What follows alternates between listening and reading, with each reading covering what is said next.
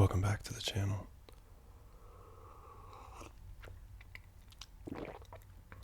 I am going to do some low-spoken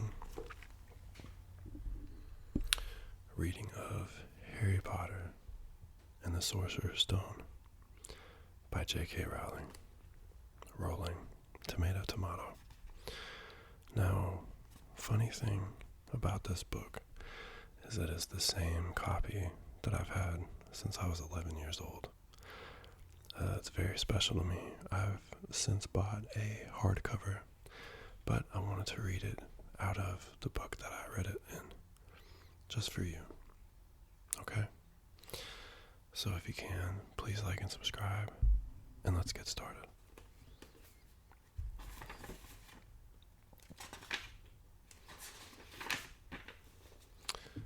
Chapter 1. The Boy Who Lived. Mr. and Mrs. Dursley of number 4 Privet Drive were proud to say that they were perfectly normal. Thank you very much. They were the last people you'd expect to be involved in anything strange or mysterious, because they just didn't hold with such nonsense. Mr. Dursley was the director of a firm called Grunnings, which made drills. He was a big, beefy man with hardly any neck, although he did have a very large mustache. Mrs. Dursley was thin and blonde and had nearly twice the usual amount of neck, which came in very useful as she spent so much of her time craning over garden fences, spying on the neighbors. The Dursleys had a small son called Dudley, and in their opinion, there was no finer boy anywhere. The Dursleys had everything they wanted, but they also had a secret, and their greatest fear was that somebody would discover it. They didn't think they could bear it if anyone found out about the Potters. Mrs. Potter was Mrs. Dursley's sister, but they hadn't met for several years. In fact, Mrs. Dursley's pretended she didn't have a sister because her sister and her good-for-nothing husband were as un-Dursley as it was possible to be. The Dursleys shuddered to think what the neighbors would say if the Potters arrived in the street. The Dursleys knew that the Potters had a small son too, but they had never even seen him. This boy was another good reason for keeping the Potters away. They didn't want Dudley mixing with a child like that.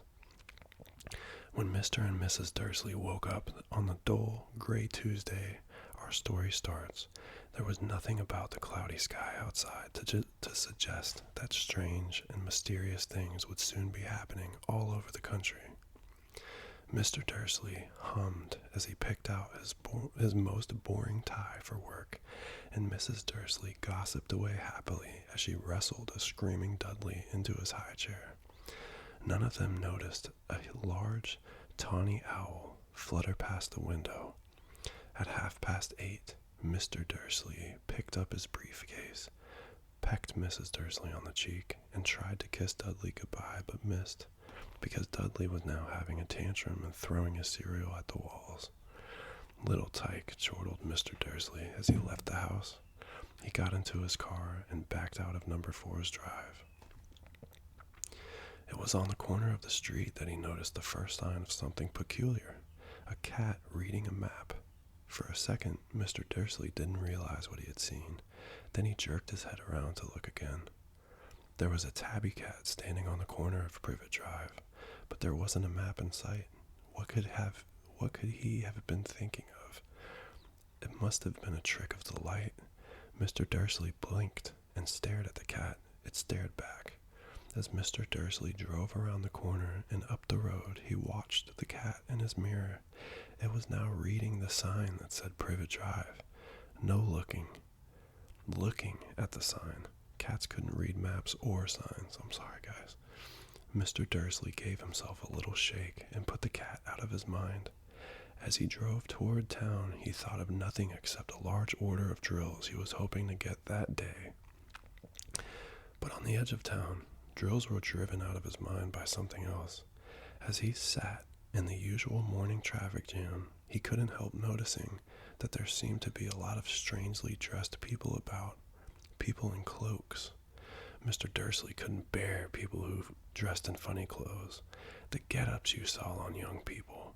He supposed this was some stupid fashion. He drummed his fingers on the steering wheel, and his eyes fell on a huddle of these weirdos standing quite close by. They were whispering excitedly together. Mr. Dursley was enraged to see that a couple of them weren't young at all. Why, that man had to be older than he was, and wearing an emerald green cloak. The nerve of him. But then it struck Mr. Dursley that this was probably some silly stunt. These people were obviously collecting for something. Yes, that would be it. The traffic moved on, and a few minutes later, Mr. Dursley arrived in the Grunnings parking lot, his mind back on drills. Mr. Dursley always sat with his back to the window of the office on the 9th floor. If he hadn't, he might have found it harder to concentrate on drills that morning. He didn't see the owls swooping past in broad daylight, though people down in the street did. They pointed and gazed open-mouthed as owl after owl sped overhead. Most of them had never seen an owl, even at nighttime. Mr. Dursley, however, had a perfectly normal, owl-free morning. Ignorance is bliss, right? He yelled at 5 different people. He made several important telephone calls and shouted a bit more. He was in a very good mood until lunchtime, when he thought he'd stretch his legs and walk around the road to buy himself a bun from the bakery. He'd forgotten all about the people in cloaks until he passed a group of them next to the bakers. He eyed them angrily as he passed. He didn't know why, but they made him uneasy. This bunch were whispering excitedly too, and he couldn't see a single collecting tin. It was on his way back them. It was on his way back past them, clutching a large donut in a bag, that he caught a few words of what they were saying. The Potters, that's right, that's what I heard. Yes, their son Harry. Mr. Dursley stopped dead.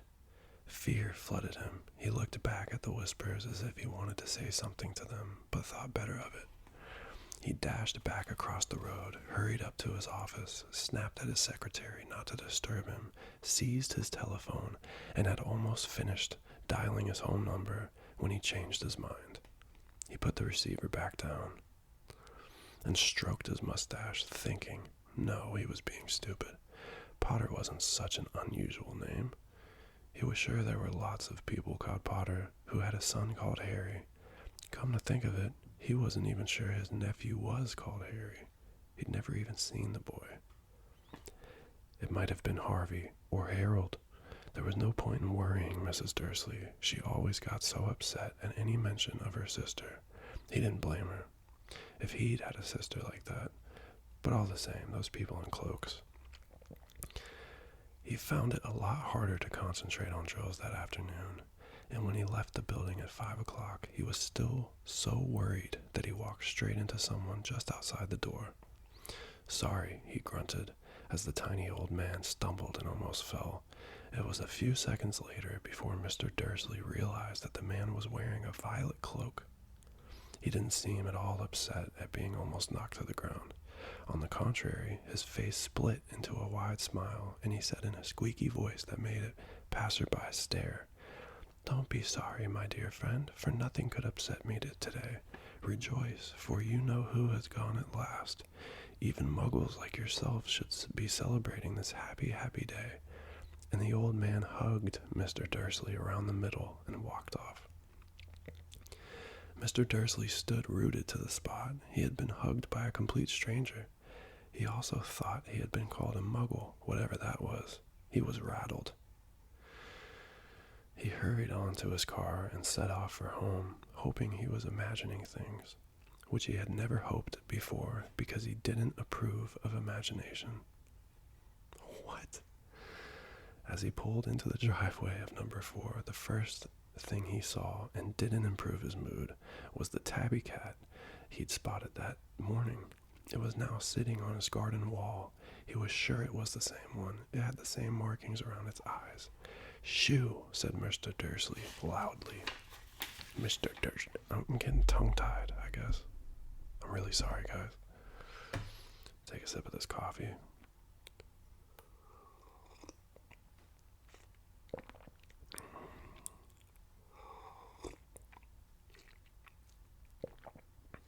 I'm enjoying this. I hope you guys are too. The cat didn't move. It just gave him a stern look. Was this normal cat behavior? Mr. Dursley wondered. Trying to pull himself together, he let himself into the house. He was still determined not to mention anything to his wife. Mrs. Dursley had had a nice, normal day. She told him over dinner all about Mrs. Next Door's problems with her daughter and how Dudley had learned a new word, won't. Mr. Dursley tried to act normally. When Dudley had been put to bed, he went into the living room in time to catch the last report on the evening news. And finally, bird watchers everywhere have reported that the nation's owls have been behaving very unusually today. Although owls normally hunt at night and are hardly ever seen in the daytime, there have been hundreds of sightings of these birds flying in every direction since sunrise. Experts are unable to explain why the owls have suddenly changed their sleeping pattern. It's all the letters that the wizards and witches are sending to each other. The newscaster allowed himself a grin, most mysterious. And now, over to Jim McGuffin with the weather. Going to be any more showers of owls tonight, Jim? Well, Ted, said the weatherman, I don't know about that, but it's not only the owls that have been acting oddly today.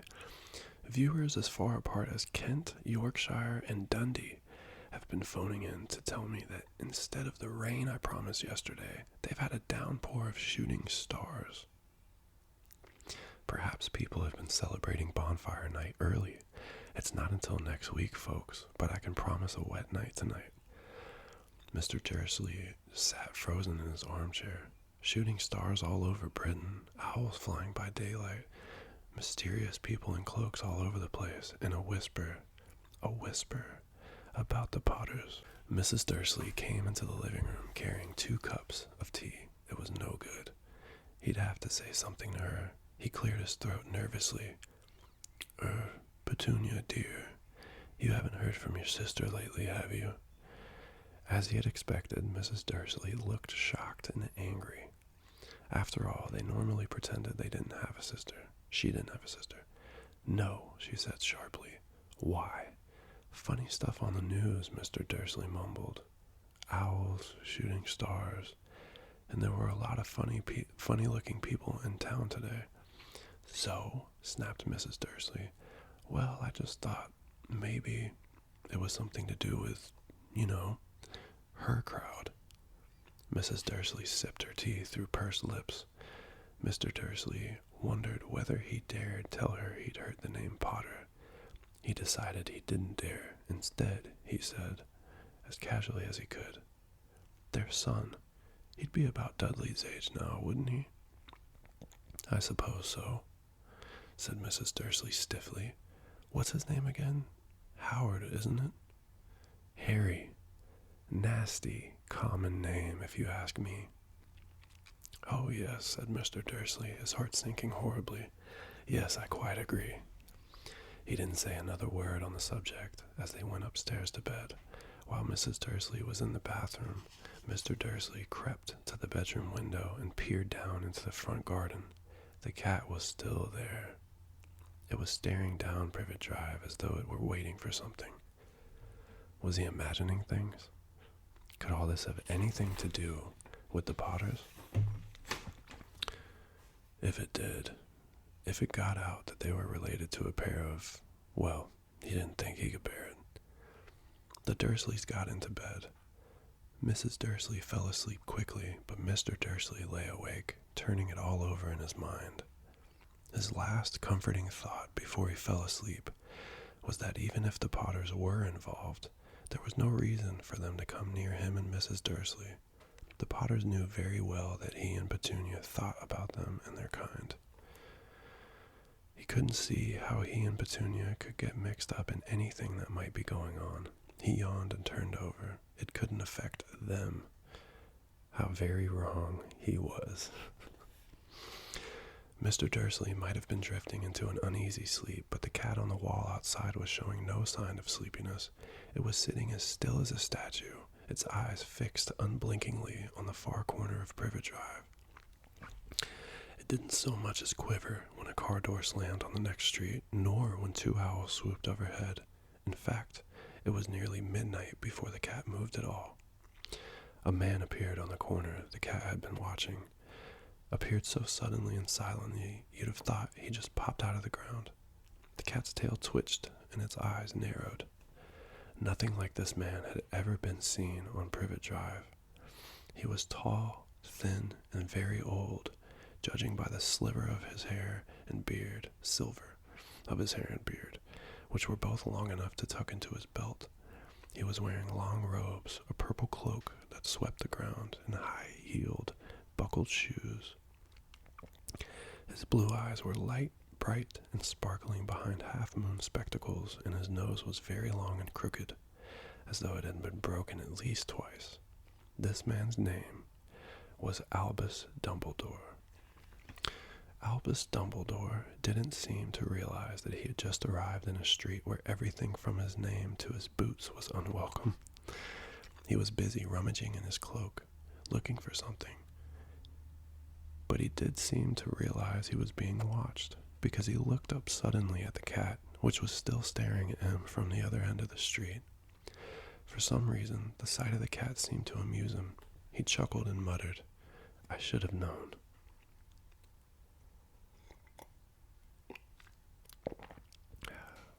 He found what he was looking for in his inside pocket. It seemed to be a silver cigarette lighter. He flicked it open, held it up in the air, and clicked it. The nearest street lamp went out with a little pop. He clicked it again. The next lamp flickered into darkness. 12 times he clicked the put-outer, until the only lights left on the whole street were 2 tiny pinpricks in the distance, which were the eyes of the cat watching him. If anyone looked out of their window now, even beady-eyed Mrs. Dursley, they wouldn't be able to see anything that was happening down on the pavement. Dumbledore slipped the put-outer back inside his cloak and set off down the street toward number 4, where he sat down on the wall next to the cat. He didn't look it, but after a moment he spoke to the cat. "Fancy seeing you here, Professor McGonagall." He turned to smile at the tabby, but it had gone. Instead, he was smiling at a rather severe-looking woman who was wearing square glasses, exactly the shape of the markings the cat had around its eyes. She, too, was wearing a cloak, an emerald one. Her black hair was drawn into a tight bun. She looked distinctly ruffled. "How did you know it was me?" she asked. "My dear Professor, I've never seen a cat sit so stiffly." "You'd be stiff if you'd been sitting on a brick wall all day," said Professor McGonagall. "All day, when you could have been celebrating. I must have passed a dozen feasts and parties on my way here." Professor McGonagall sniffed angrily. "Oh yes, everyone's celebrating all right," she said impatiently. "You'd think they'd be a bit more careful, but no, even the Muggles have noticed something's going on. It was on their news." She jerked her head back at the Dursleys' dark living room window. "I heard it. Flocks of owls, shooting stars. Well, they're not completely stupid. They were bound to notice something. Shooting stars down in Kent. I'll bet that was Daedalus Diggle. He never had much sense."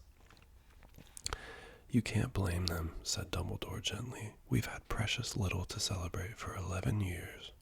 "I know that," said Professor McGonagall irritably, "but that's no reason to lose our heads.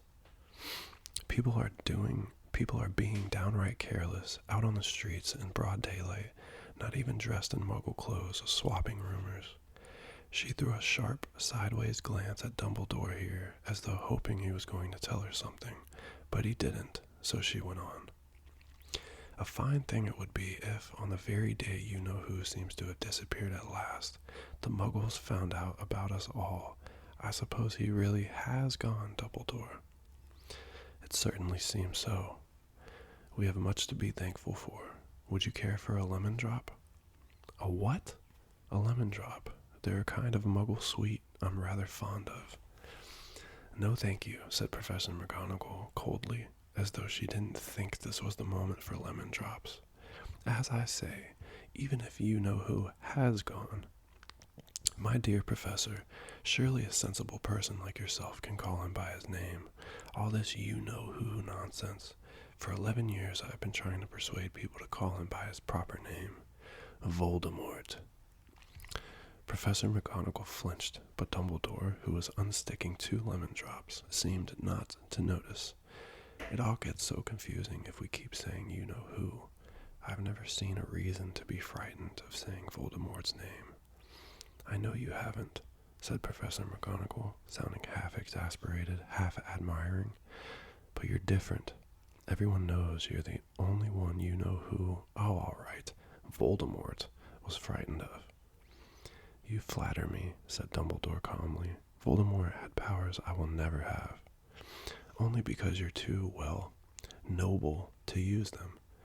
It's lucky it's dark. I haven't blushed so much since Madame Pomfrey told me she liked my new earmuffs. Professor McGonagall shot a sharp look at Dumbledore and said, The owls are nothing next to the rumors that are flying around. You know what everyone's saying about why he's disappeared? About what finally stopped him? It seemed that Professor McGonagall had reached the point she was most anxious to discuss. The real reason she had been waiting on a cold, hard wall all day, for neither as a cat nor a woman had she fixed Dumbledore with such a piercing stare as she did now. It was plain that whatever everyone was saying, she was not going to believe it until Dumbledore told her it was true. Dumbledore, however, was choosing another lemon drop and did not answer. Thought he said chewing. What they're saying, she pressed on, is that last night Voldemort turned up in Godric's Hollow. He went to find the Potters. The rumor is that Lily and James Potter that they're dead. Dumbledore bowed his head. Professor McGonagall gasped. Lily and James, I can't believe it. I didn't want to believe it. Oh, Albus. Dumbledore reached out and patted her on the shoulder. I know, he said heavily. Professor McGonagall's voice trembled as she went on. That's not all. They're saying he tried to kill the Potter's son, Harry, but he couldn't. He couldn't kill that little boy. No one knows why or how. But they're saying that when he couldn't kill Harry Potter, Voldemort's power somehow broke, and that's why he's gone. Dumbledore nodded glumly. It's true, faltered Professor McGonagall. After all he's done, all the people he's killed, he couldn't kill a little boy. It's just astounding, of all the things to stop him. But how in the name of heaven did Harry survive? We can only guess, said Dumbledore. We may never know. Professor McGonagall pulled out a lace handkerchief and dabbed at her eyes beneath her spectacles. Dumbledore gave a great sniff as he took a golden watch from his pocket and examined it. It was a very odd watch. It had 12 hands but no numbers. Instead, little planets were moving around the edge. It must have made sense to Dumbledore, though, because he put it back in his pocket and said, Hagrid's late. I suppose it was he who told you I'd be here, by the way. Yes, said Professor McGonagall, and I don't suppose you're going to tell me why you're here, of all places. I've come to bring Harry to his aunt and uncle. They're the only family he has left now. You can't mean the people who live here, cried Professor McGonagall, jumping to her feet and pointing at number 4. Dumbledore, you can't. I've been watching them all day. You couldn't find 2 people who are less like us. And they've got this son. I saw him kicking his mother all the way up the street, screaming for sweets. Harry Potter come and live here?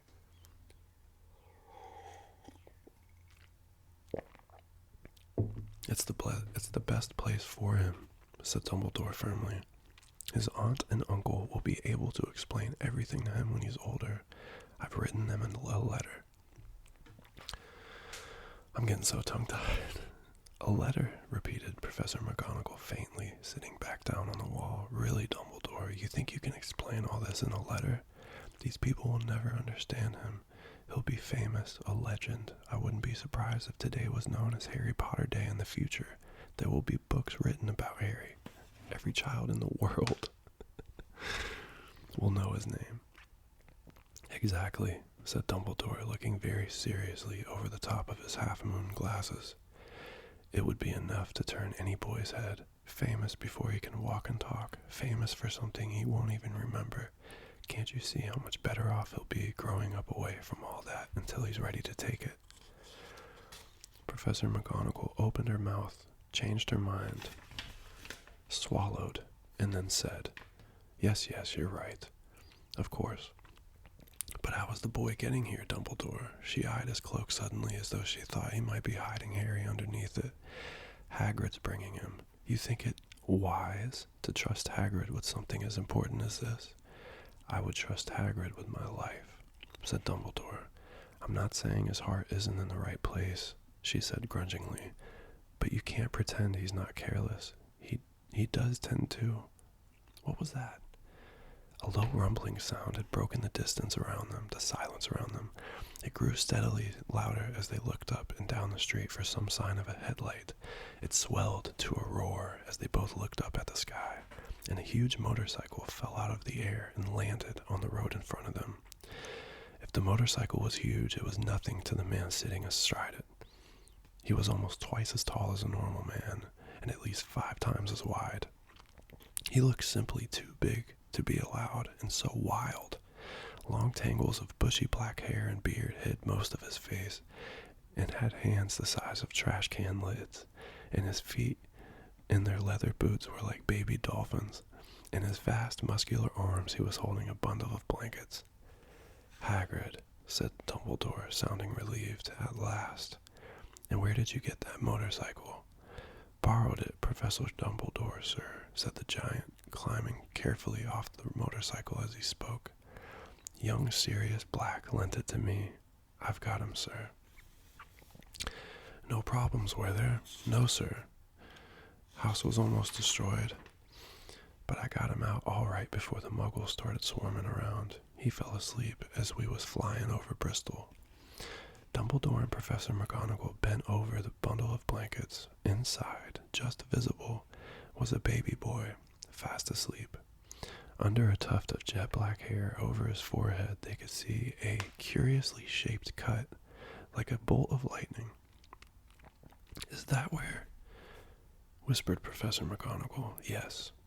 He'll have that scar forever. Couldn't you do something about it, Dumbledore? Even if I could, I wouldn't. Scars can come in handy. I have one myself above my left knee that is a perfect map of the London Underground. Well, give him here, Hagrid. We'd better get this over with. Dumbledore took Harry in his arms and turned toward the Dursleys' house. Could I say goodbye to him, sir? Said Hagrid. He bent with his great shaggy head over Harry and gave him what must have been a very scratchy, whiskery kiss. Then, suddenly, Hagrid let out a howl like a wounded dog. Shh, hissed Professor McGonagall. You'll wake the muggles. Sorry, sobbed Hagrid, taking out a large spotted handkerchief and burying his face in it. But I can't stand it. Lily and James dead, and poor little Harry off to live with muggles. Yes, it's all very sad, but get a grip on yourself, Hagrid, or we'll be found. Professor McGonagall whispered, patting Hagrid gingerly on the arm as Dumbledore stepped over the low garden wall and walked to the front door. He laid Harry gently on the doorstep, took a letter out of his cloak, tucked it inside Harry's blankets, and then came back to the other two. For a full minute, the 3 of them stood and looked at the little bundle. Hagrid's shoulders shook. Professor McGonagall blinked furiously, and the twinkling light that usually shone from Dumbledore's eyes seemed to have gone out. Well, said Dumbledore finally, that's that. We've no business staying here. We may as well go and join the celebrations. Yeah, said Hagrid in a very muffled voice. I'll be taking Sirius's bike back. Good night, Professor McGonagall. Professor Dumbledore, sir. Wiping his streaming eyes on his jacket sleeve, Hagrid swung himself onto the motorcycle and kicked the engine into life. With a roar, it rose into the air and off into the night. I shall see you soon, I expect, Professor McGonagall, said Dumbledore, nodding to her. She blew her nose in reply. Dumbledore turned and walked back down the street. On the corner, he stopped and took out the silver put-outer. He clicked it once, and 12 balls of light sped back to their street lamps so that Privet Drive glowed suddenly orange, and he could make out a tabby cat slinking around the corner at the other end of the street. He could just see a bundle of blankets on the step of number 4. Good luck, Harry, he murmured. He turned on his heel, and with a swish of his cloak, he was gone.